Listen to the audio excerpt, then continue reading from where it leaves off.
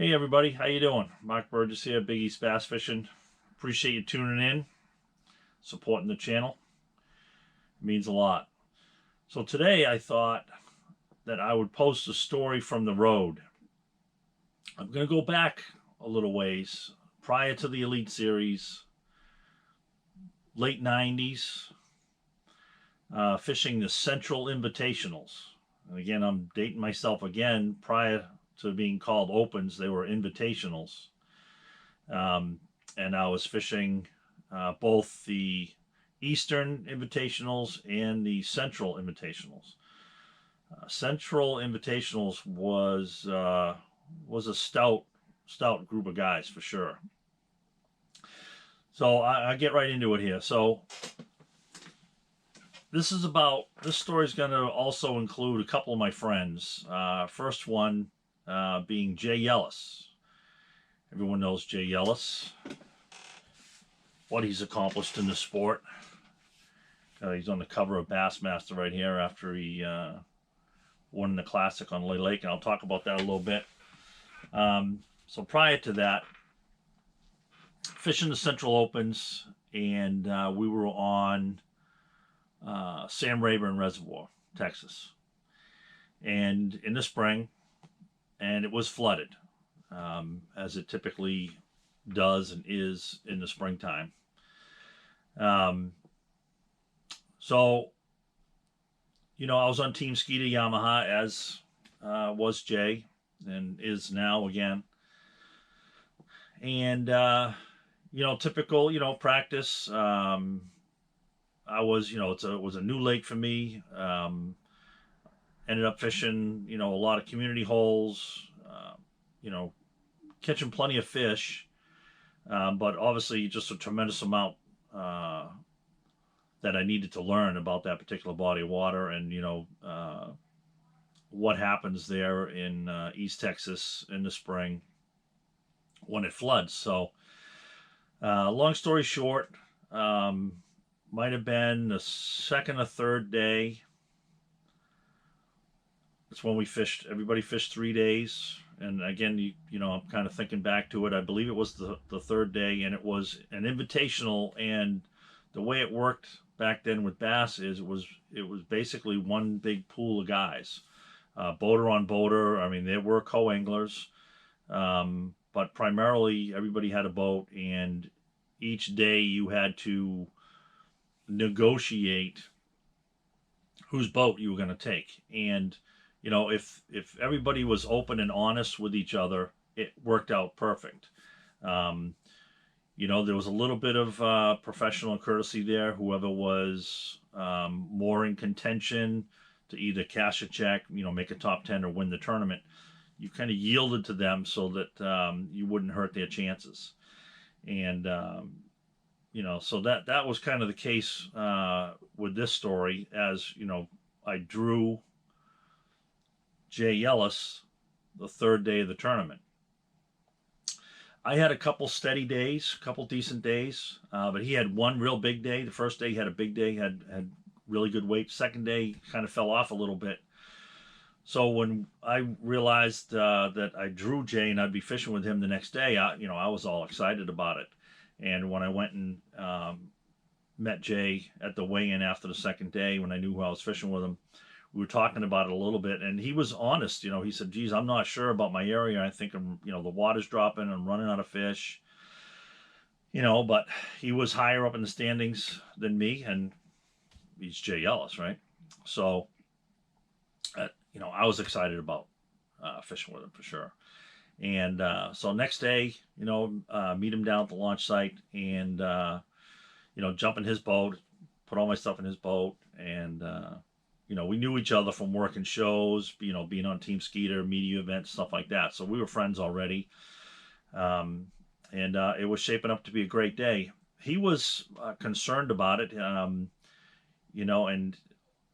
he wasn't as excited about fishing that day as I was. And we talked about that during the day.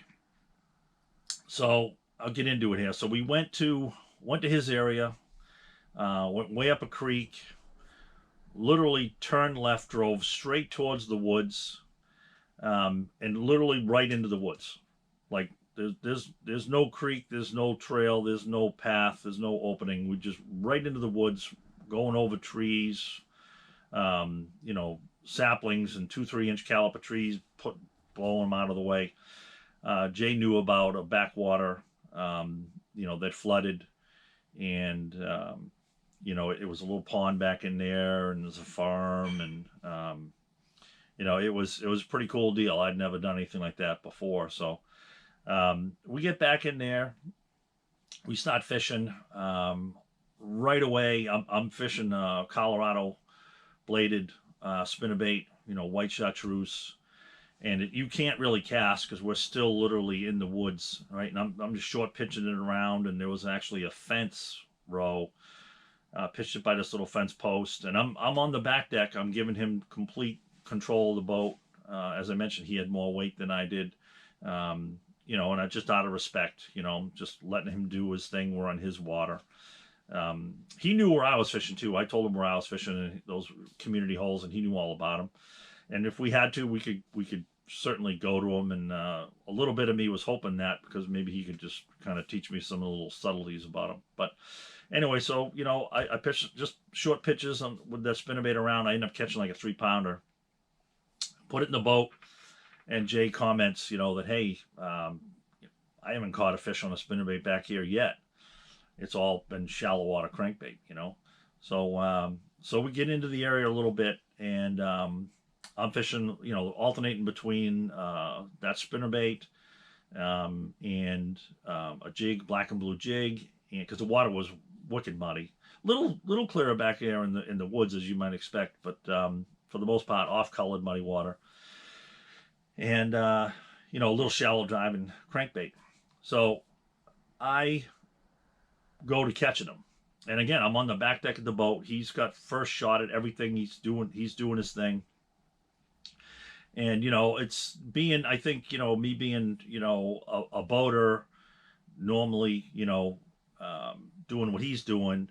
I'm looking at what he's doing, what he's not doing, where he's not fishing. I'm not trying to compete with him at all. I never made a single cast up in front of the boat.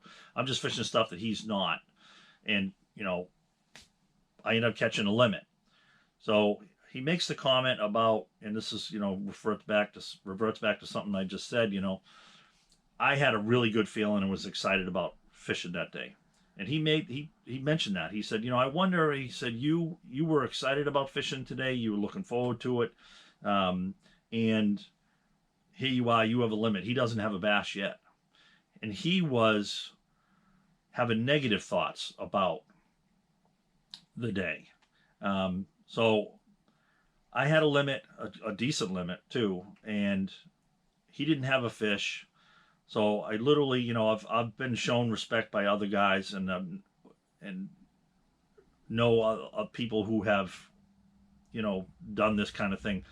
I mean, I cut my bait off that I was fishing with, that I was catching all my fish on, and I sat down in the boat. I gave the crankbait to Jay. I said, listen, I said, you're in the money, you're in the cut, the money cut.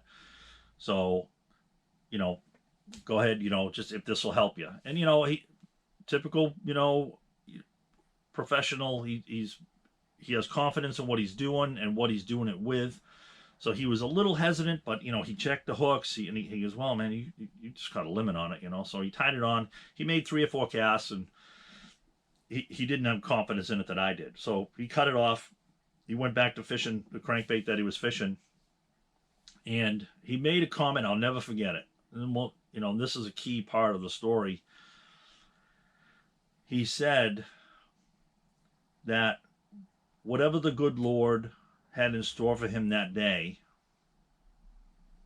was what was going to happen. If he was meant to catch 5 fish, he'd catch 5 fish. If he was meant to not catch a fish that day, then he, for whatever reason, that was the plan. Not his plan, but that was the Lord's plan, and he was okay with that. No word of a lie. In the next 5 casts, he hooked and landed like a 15-pound limit. I was sitting in the seat, just my jaw hanging open. Just like that, after he made that statement about what God's plan was for him that day, that's what it would be, and he was okay with it. And just like that, he put 5 fish in the boat. And he, after the 5th fish came in the boat, he put in the live well, he turned and said, if that doesn't convince you, nothing will. Not that I needed convincing, but it's just, wow, that was just so powerful. It was just amazing to be there during that moment and really watch that happen. So I thought that was a pretty good story. Definitely unique. Something I will never ever forget. And it's just glad to be there and be part of that. And now I'm sharing it with everybody here.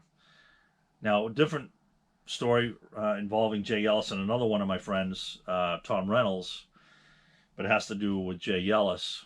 Years later on Lay Lake, we were there during the Classic, and having been friends with Jay and being on Team Ski to Yamaha and Tom Reynolds and Reynolds Boats, big Skeeter dealer, Yamaha dealer as well.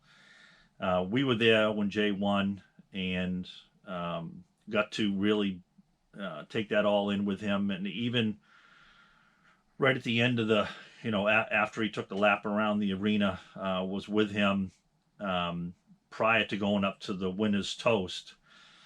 And his family had already gone up there, and it was all just hectic, and it's just media and cameras and people, and Jay had to get up to the winner's toast, and both Tom and I rode in the elevator with Jay up to do that. We each got to hold the Classic trophy, for Jay, and like everyone says, that thing is pretty heavy, and I would love to hold it legit, for sure. But hope you enjoyed it.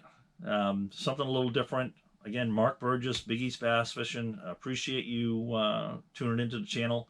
If you can, it'll really help me out if you like it, and hit the subscribe button, and leave me a comment, and anything that you'd like to talk about, or hear me talk about, or see me do, or whatever, just let me know.